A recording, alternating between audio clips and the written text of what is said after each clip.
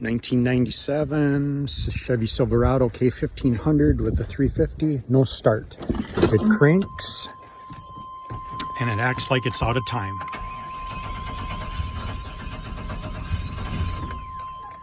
Kind of wants to start.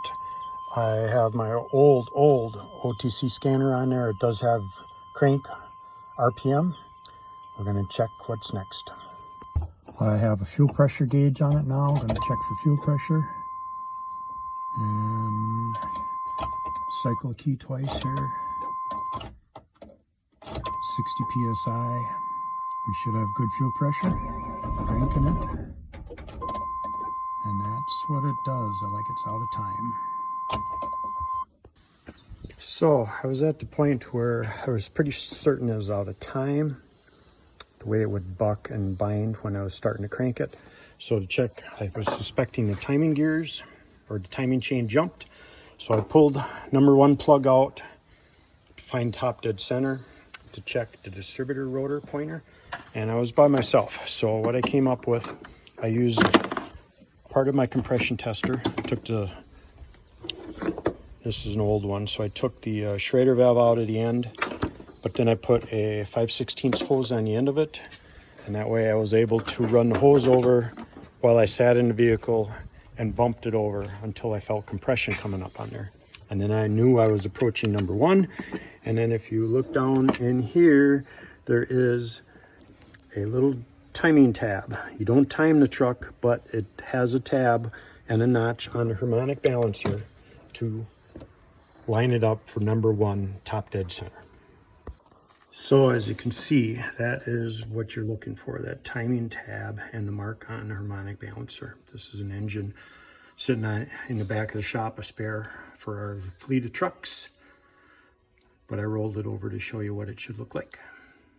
So I pulled the cap off and checked the rotor position, and this here is number 1. So you got to follow that through and look where the pin is on the rotor, and the rotor was pointing right at number 1.